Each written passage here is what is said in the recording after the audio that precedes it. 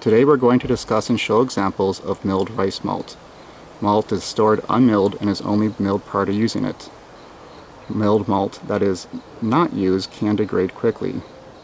While we make specific mill gap setting recommendations for each type of malt, we realize that different brewers may have their own preferences in how coarsely or finely they mill their malt. We will discuss some of the disadvantages and advantages of the different gap settings. On the top of the screen, you're going to see rice hulls that we're going to have throughout the examples for comparison to what an intact rice hull will look like. This first example is a very coarse grind. You can see that the rice seed, the malt, is separated, dehulled from the rice hull. The rice hull itself is rather intact. The seed is broken into multiple pieces, but you can see that it's not ground very finely.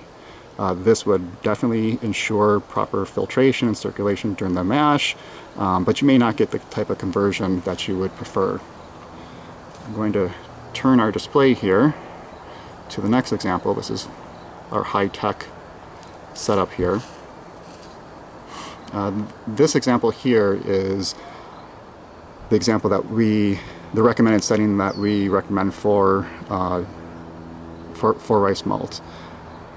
As compared to the intact rice hulls at the top of the screen, you can see that as compared to the last example, it's definitely ground a little bit finer. It might be a little bit difficult to distinguish that the seed, the malt part of the rice malt, is ground finer, but it's pretty obvious as compared to the finer particles in there. You can see that the hull itself is broken down further as compared to the last example and as compared to the sample of intact rice hulls above. We can tell you from a lot of experience that this will not cause any stuck mashes. It'll give you good filtration and circulation during the mash, and still give you good convertible starches converting to sugars for fermentation.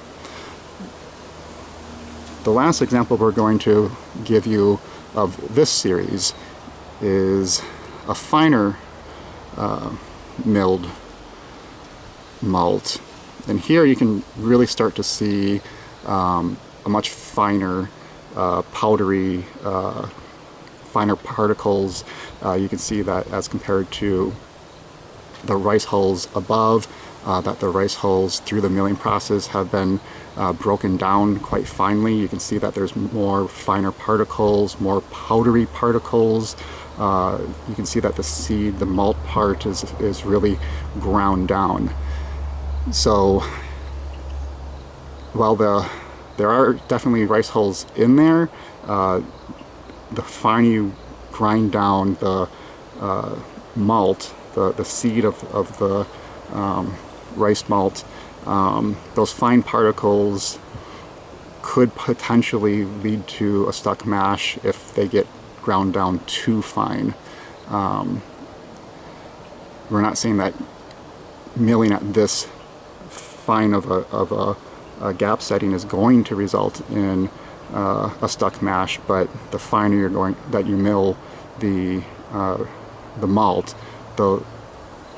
with rice malt in particular, you're not just milling the malt, the seed, but you're milling the whole thing, hull and all. So as you get that finer malt, you're going to also degrade the rice hulls themselves. In this shot, you can see a side-by-side comparison of the first two gap settings that we reviewed. The more coarse example is to the right, and the finer but not super fine gap setting is to the left. The one to the left is also approximately the gap setting that we recommend for rice malt. With this side-by-side comparison, you can see that there are definitely more finer particles in the example to the left, so we're starting to mill down the malt finer, which is breaking down not just the malt itself, but also the hull itself. In this side-by-side comparison, you can see the finest milled example that we're looking at today compared to the one that we recommend. The recommended gap setting is to the right, the finer gap setting is to the left, and you can see that the malt is milled down much finer, but as is the rice hulls. This last example is comparing the more coarse sample to the left to the finer example to the right. So in this example, you can really see side by side the difference between a coarser mill gap setting that has a very intact rice hull but larger, more cracked style of malt, as compared to the right, where the rice hull itself is very degraded, but you're getting a much better grind on the malt itself, so you're releasing more starches that could potentially increase the amount of potential gravity you're going to get in your beers, because you're working with a more finely milled malt that's releasing more starches for the mash process. Again, in the top of the screen is a fully intact rice hull that will kind of give you a comparison of how much the hull is being degraded through the milling process. So it really is a balance and a preference of, do you want to risk a stuck mash? Do you want to lose maybe a little bit conversion, or maybe not get as good conversion as you get more comfortable in your brewing, or you play around with the ratios of rice hulls? We recommend 10% as a rule of thumb. Sometimes we recommend as much as 15%, particularly when you use the naked malts and you really mill them really finely, and you'll see examples of that in a second, where you will see that the gap setting on the naked malts when milled actually start closer to the finer gap setting from this example. So you're really going to mill down those that malt much finer, and we find that since it is naked, it doesn't have the rice hull, but because it's milled finer as well, it would really benefit from having the rice hull to prevent a stuck mash. In this next series of comparisons, we're looking at dehulled or naked rice malt.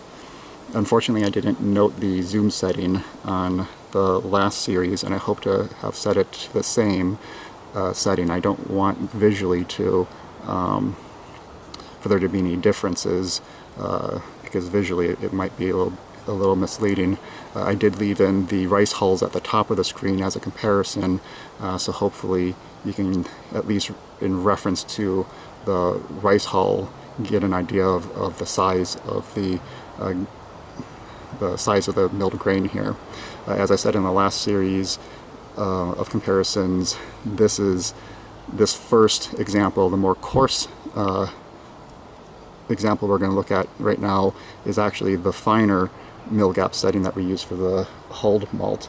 The reason for that is that the rice hull itself actually does require a larger mill gap setting, because it does take up a fairly large amount of space in the milling process.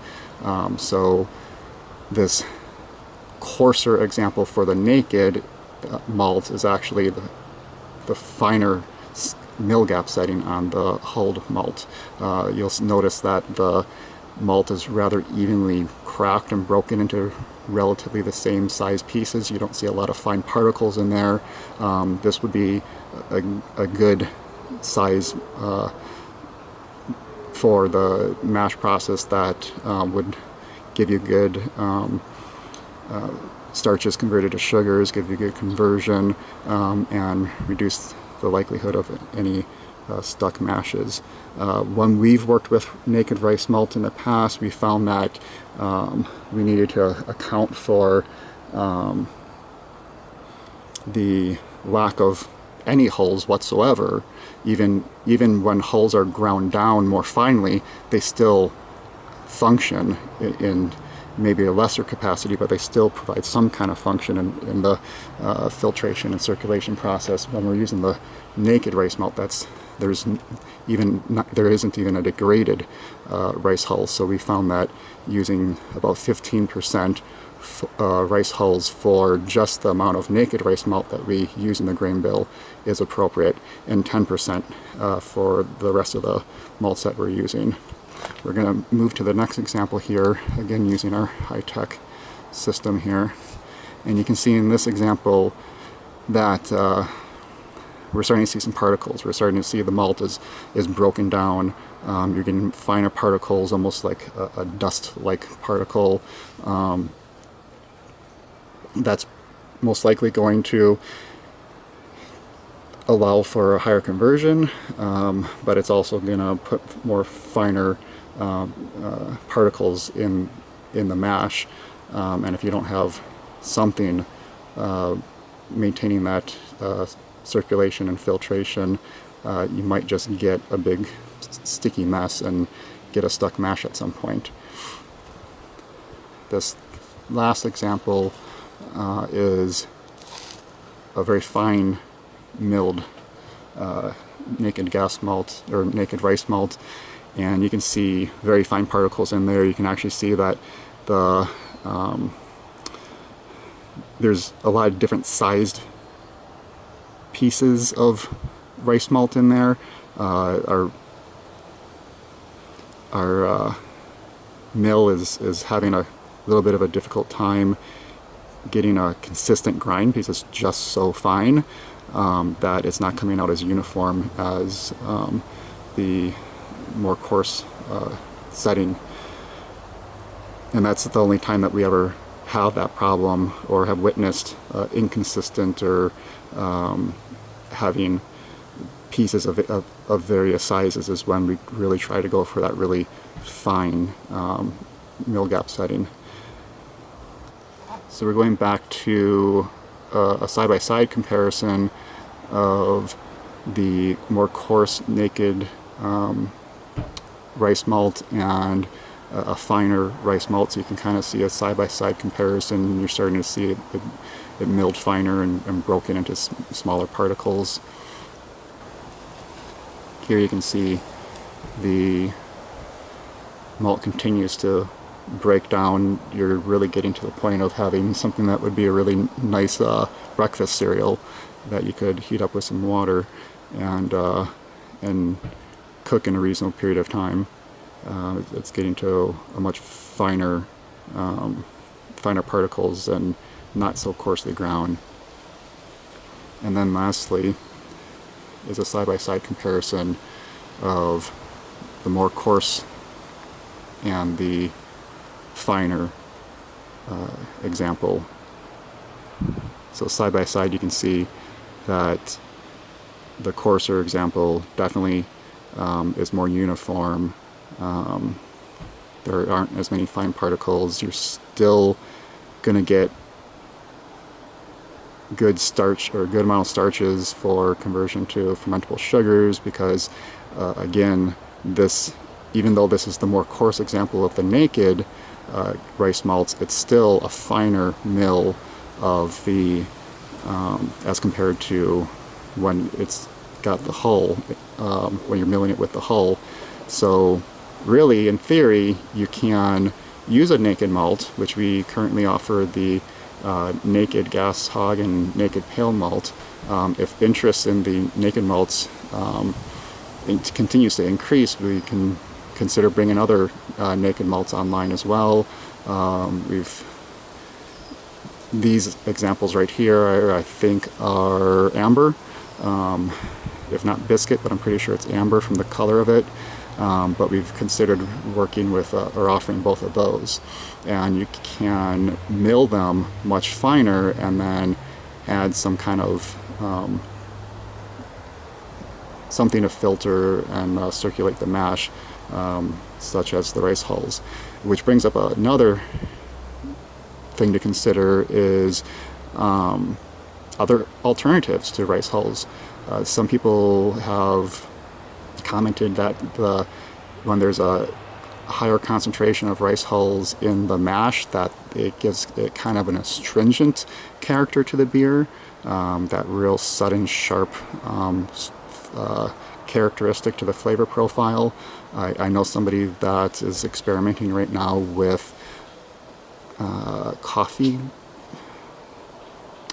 hulls, I think it was, he was telling me. He was going to his roasting house, and it's just a byproduct of their roasting process, and he was going to see about using that in the mash and see how that turned out. I know somebody that pulled off a mash using no rice hulls whatsoever. That was primarily a millet grain bill, I believe.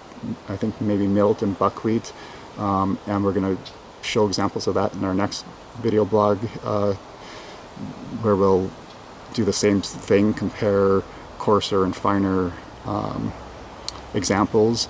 And if you can maintain the hull in buckwheat and millet, you can definitely reduce the amount of rice hulls and reduce that astringent characteristic in the flavor profile.